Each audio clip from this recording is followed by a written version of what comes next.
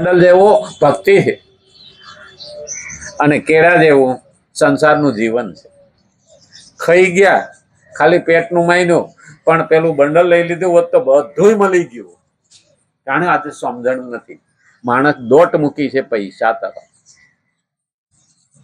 પણ ઉત્તમ જીવન ભૂલી ગયો છે. જીવન રહ્યું કેટલું? આપણને એવું લાગે છે કે અમે 60 વર્ષના થયા, પણ 60 વર્ષના થયા આપણે ક્યારે 60 વર્ષ આવી ગયા ખબર પડી ખરી? આ કરું તે કરું આમ કરું, સવારે ઉઠીએ ત્યાંથી ઘાણીના બળદિયાની જેમ ધડ ધડ ધડ ધડ કર્યું, અને 60 વર્ષે પૂગ્યા ને ત્યારે છોકરાઓએ કીધું કે હવે આરામ કરો, તમારે કે દોડવાની જરૂર નથી. તેથી ખબર પડી કે લે 60 વર્ષ થઈ ગયા, પૂરું થઈ ગયું, સીમાડો આવી ગયો. આપણે ગામડામાં તો સીમાડો કે ને. અને એટલે જ મહત્વનું છે મારું જીવન કેવું હોવું જોઈએ. 60 વર્ષ એટલે 20,000 દિવસ આશરે ગણવા જઈએ ને તો 360-65 દાડા ગણીએ તો 60-70 વર્ષ 20-25,000 દિવસ થાય. અને 20-25,000 દિવસમાં 2500 કરોડ રૂપિયાની ટેન્શન લઈને ફરીએ છીએ ને પછી આ બુઢાપું એમ જ આવે છો. હા, નહીતર આ પેલા જુનાગઢના શિવરાત્રીના મેળામાં 150-200 વર્ષની ઉંમરના સાધુઓ હતા, એને પણ ઉંમર નહોતી દેખાતી. એ હાથમાં ત્રિશૂળ લઈને જે ફેરવતા હતા તો આ 20 વર્ષનું જુવાની એની આગળ શરમાય. આવી સ્ફૂર્તિ હતી. કેમ થયા? અમારે એક કેશોદની બાજુમાં શેરગઢના સીમાડે એક કલીમલી બાપુ હતા, નામ સાંભળ્યું છે તમે? હવે મારા દાદા કહેતા કે અમે જોયા ને તો એ કલીમલી બાપુ 150 વર્ષના લાગતા. તો અમે નાના હતા અને અવડા થયા તો પણ હમણાં 10-15 વર્ષ પહેલા વિદાય લઈ લીધી કલીમલી બાપુએ. એ 300-350 વર્ષના એ જીવન થયું કેમ? અને છતાં આપણે એના ચહેરા ઉપર જોઈએ ને તો વૃદ્ધત્વ ના દેખાય. આપણે રામનો અને કૃષ્ણનો ફોટો જોઈ કોઈ દી ઘરડા દેખાણ ક્યાંય ખરા? નહીં. અરે આવે જ નહીં. અને એટલે જ કે આગમવાણીમાં લખ્યું છે કે 1000 વર્ષે લગ્ન થતા, 500 વર્ષે હગાઈઓ થતી. તો એ ઉંમર કેવી છે? આપણને ગપ્પા લાગે હો, પણ 182 વર્ષે ભીષ્મ પિતા લડવા ગયા હતા સેનાપતિ તરીકે. કોણ લડે? જયારે યુવાન જેવી તાકાત અને યુવાન જેવી સ્ફૂર્તિ હોય લડી શકે અને સેનાપતિ થઈ શકે. આપણે આપણા ટેન્શનમાં, આપણે હાઈવેમાં જ આપણે આપણી ઉંમરને ટૂંકી કરી નાખી. હવે આપણે માનીએ હું 100 વર્ષ જીવે ને તો કે બહુ જીવી ગયા. હવે તો માણસ 100 વર્ષ હું 60 પૂગે ને તો કે બહુ થઈ ગયું. હકીકતમાં જોવા જઈએ ને ઘટતા ગયા હો. આપણે એવા રહ્યા નહીં ને એટલે આપણે પાસે પાને. અને ઘણી વખત ગોદડું ટૂંકું હોય ને તો ટોટીઓ વાળીએ એટલે ગોદડું મોટું થાય, ન થાય? હા, ગોદડું લાંબુ થાય કારણ કે ટૂટીઓ વાળીએ ને પછી ઢેચણ નાકે આવે. માણસ પણ આવી રીતે ટૂંકો થતો ગયો. જોકે દેવાય પંડિતે તો લખ્યું હતું બગલા જેવો બળદ ભોલા જેવડી ગાય, 7 વર્ષની દીકરી માતા કહેવાય ત્યારે હળાહળ કળયુગ થાય. તો 9 વર્ષની દીકરી તો માતા થઈ ગઈ. હવે બહુ જાજુ દૂર નથી. આપણે ટૂંકા થતા ગયા. ભીમને પાંડવો વખતે 5000 વર્ષ પહેલા એલિફન્ટ 10,000 હાથીનું બળ હતું ભીમ. ત્યારે તાકાત બળ હાથીની ગણાતી એલિફન્ટ. તે પછી આપણે તો ટૂંકા થયા, નબળા થયા એટલે હોર્સ પાવરમાં આવ્યા. હોર્સ એટલે ઘોડો. ભાઈ આપણે ગામડામાં કુવા ઉપર મશીન મૂકતા પાણી ખેંચવા, એમાં કેતા 6 હોર્સ પાવરનું 5 હોર્સ પાવરનું. હા, પણ ટ્રેક્ટર નહીં કેતા કે એટલા હોર્સ પાવરનું. પછી એમાંથી હવે આપણે તાકાતમાં ઘટ્યા એટલે ક્યાં આવ્યા? સીસી. હા, હવે 100 સીસી ને 1.5 સીસી ને 150 સીસી ને એમાં આવ્યા. હવે સીસી માંથી ક્યાં જાઉં એ ખબર નથી. ઘટતા ગયા, તાકાતમાં ઘટતા ગયા ને એટલે કર્યું હું પેલા 5 મણની બોરી ખંભે મારીએ ને તો ખબર ન પડતી. આપણો ખેડૂતો બાજરાની બોરીઓ 5-5 મણની ઉપાડીને ગાડામાં ભરતો. ત્યાં મશીન નતા. તે પછી 50 કિલો આવ્યા, હવે લગભગ 20 કે પછી કિલો આવી ગયા છે. તો જુવાની ઉપાડી ન શકતા, બોલો એના માટે મજૂર રાખવા પડે. ઘટતા ગયા તો પછી ઉંમરમાં ઘટી, એમાં નવું શું છે? જ્યાં મહેનત ઘટી ને ત્યાં રોગો આવ્યા, જ્યાં મહેનત ઘટી ત્યાં રોગો આવ્યા, અને જ્યાં કોમ્પ્યુટર આવ્યા ને ત્યાં મગજ ઘટ્યા. એમાંય હવે તો આ બધું આવ્યું છે ને, બોલું ચેટ જીપીટી, એની તો ભેજા જ ખાલી કરી નાખ્યા. પછી હવે એઆઈ આવ્યું. હા, એઆઈ ટેકનોલોજી. હવે એમાં જોવા જઈએ ને તો અહીં ને અહીં માણસને એવો ને એવો માણસ બીજો ઉભો કરવો હોય ને તો પડદા ઉપર થઈ જાય, આખે આખું ચિત્ર એવું થઈ જાય કે આ ફલાણું જ બોલે છે ને આ ફલાણું જ છે. મને તે ભાઈ કીધું તો મને કે અત્યારના જમાનામાં તમે રામાયણ ને ભગવદ્ ગીતા ને આવું બોલો છો, શક્ય જ નથી. કે આજના યુગમાં કે અમે એઆઈ એન્જિનિયર ભણીએ છીએ, એવી ટેકનોલોજી પાવરફુલ છે. મેં કીધું હજી પાછળ છે. મને કે છે નહીં, એઆઈ ટેકનોલોજી એટલે એડવાન્સ કહેવાય. કે હું ના, તો કે રામાયણ વાંચવાની શું જરૂર? હું રામાયણમાં છે એઆઈ ટેકનોલોજી. અત્યારે તો સમિટ ચાલે છે દિલ્હીમાં, દુનિયાના ઘણા દેશો ભેગા, 60 દેશો ભેગા થયા. એઆઈ ટેકનોલોજી 5 દિવસનું સમિટ છે. મને કે રામાયણમાં ક્યાં ખુલાસો છે? હું છે ને,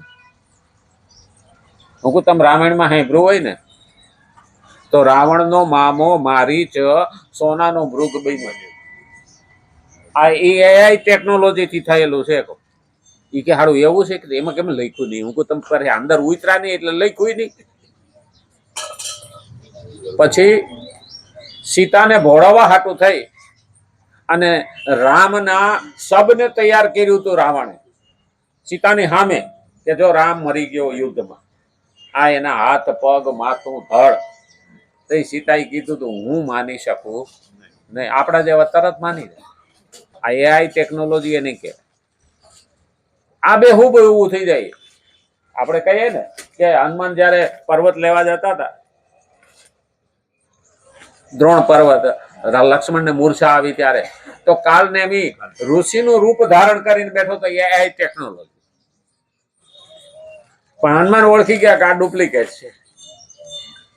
આપણને ઓળખતા આવડવું જોઈએ, નહીતર માણસ છેતરી જાય. અત્યારે સનાતન નો બહુ જુવાળ છે ને, તો મુસલમાનો શું કર્યું છે? હમણાં આપણા સાધુઓના કપડા પહેરે અને ગામડે ગામડે ફરી અને બૈરાઓને ભોળિયું હોય ને એને ભોળવે અને પછી ઘરેણા બરેણા લઈ જાય, ચોરીઓ કરી જાય, અથવા તો ઇજ્જત તૂટે. આવું યુપીમાં હમણાં પકડાનું આખું કૌભાંડ. તો આપણે સાવચેત રહેવું જોઈએ. ધર્મના નામે ધતિંગ કરે છે કે સાચો છે એ સમજ્યા વિના એનો ભરોસો કરાય નહીં. અને જે સંત સાધુ છે એ ઘેરે ઘેરે રખડતો નથી, અને ઘેરે ઘેરે રખડે એ સાધુ સંત હોતો નથી. આ પેલા યાદ રાખવાનું. એટલે કવિ ગંગ કહે સુન સાહ અકબર, સુપાત્ર મિલે તો કુપાત્ર કુદા ન દિયો ન દિયો. કુપાત્ર હોય તો એમાં ભરોસો કરવાનો જ નહીં. કુપાત્ર આપણે જેને ઓળખીએ છીએ ત્યાં જ વિશ્વાસ કરવો. ઓળખતા નથી એનો કદી વિશ્વાસ કરવો નહીં. શાસ્ત્રએ લખ્યું છે અજાણ્યા વ્યક્તિનો ભરોસો કરવો નહીં, અજાણ્યા જંગલમાં એકલાએ જવું નહીં, અજાણી નદીમાં નાવા પડવું નહીં. આ બધી શિખામણ આપણા શાસ્ત્રએ આપેલી છે. અજાણી નદીમાં પડીએ, આપણને ખબર નથી ક્યાં ખાડો છે, ક્યાં ટેકરો છે, ક્યાં અંદર ઊંડું પાણી છે, ડૂબી જઈ. અંદર મગર છે કે કયું જનાવર છે એ ખબર નથી. અજાણી નદી, અજાણ્યું જંગલ, કદી વિશ્વાસ કરવો નહીં. આ બધી જ વસ્તુ એટલે કીધું આદર્શ પુરુષના જીવનનું અનુસરણ કરવું. અને આદર્શ બતાવવામાં આવ્યો હતો, પરંતુ અહીં તેને અનુયાયી બતાવ્યો છે. તાત્પર્ય એ છે કે વિદ્વાન ચાહે આદર્શ હો અથવા અનુયાયી, તેના દ્વારા આપમેળે લોક સંગ્રહ થાય છે. આપમેળે થાય. જીવન જીવવા માંડીએ ને, આપણે પણ જીવન જીવવા માંડીએ તો પેલું ઘણાને શું લાગે, અરે 20 વર્ષ ત્યાં રહી કે અમારે પાડોશીમાં ફેરફાર થયો જ નથી. એ અંદર ખાને તો જાણતા જ હોય, પણ એને અહમ નડતો હોય. આના જેવું આપણે થઈ શકતા નથી, એટલે આપણી કાપે. પેલું યાદ રાખવાનું. અરે આ લોકો જયારે આપણી બહુ કારણ વિના ટીકા કરે ને ત્યારે ઉલટાનું આનંદમાં આવવાનું. કારણ કે એ ટીકા ક્યારે કરે? આપણે તેને નડતા નથી, આપણે એને ખૂંદતાય નથી, આપણે એને પર કઈ માગતાય નથી, તો હું કામ એને એ આપણી ટીકા કરે? પેલું યાદ રાખવાનું, આપણા જેવા એ થઈ શકતા નથી. અને આપણે હારા થઈએ ને, કોક હારો કે ને એટલે એને બળતરા થાય કે અમને હારા કહેતા નથી ને આને કેમ હારો કહે છે, એટલે આપણી ટીકા કરવાની.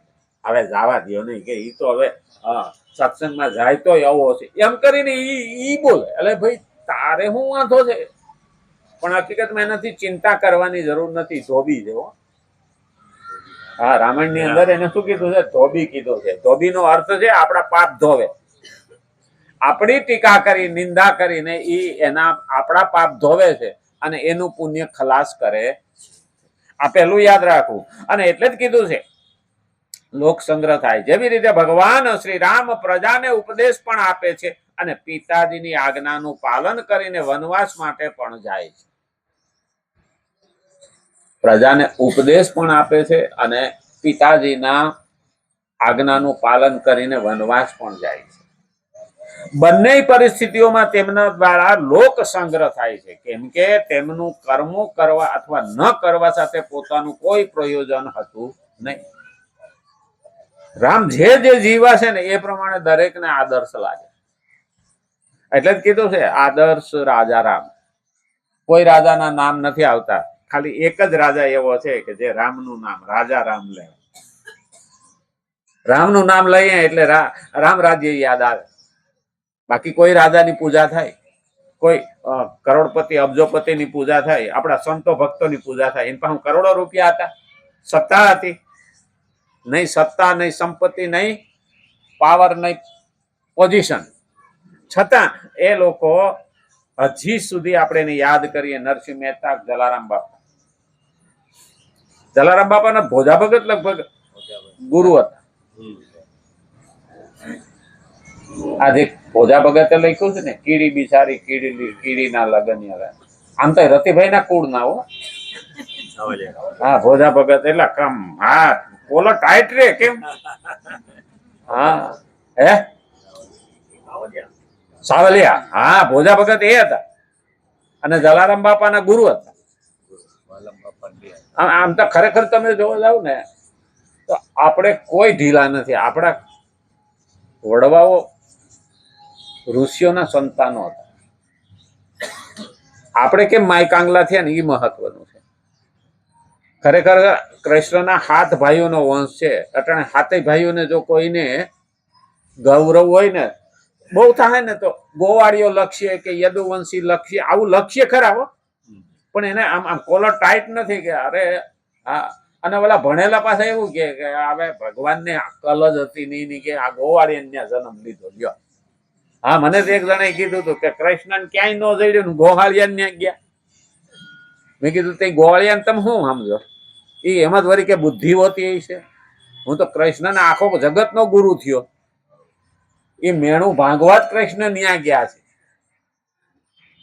કોઈને આપણે બુદ્ધિ ઓછી માનતા રહીશું, પણ એના જેવું જીવન શાસ્ત્રની દ્રષ્ટિએ કોઈનું સારું નહોતું. આ તો શહેરમાં આવીને એ બધા શીખી ગયા હો.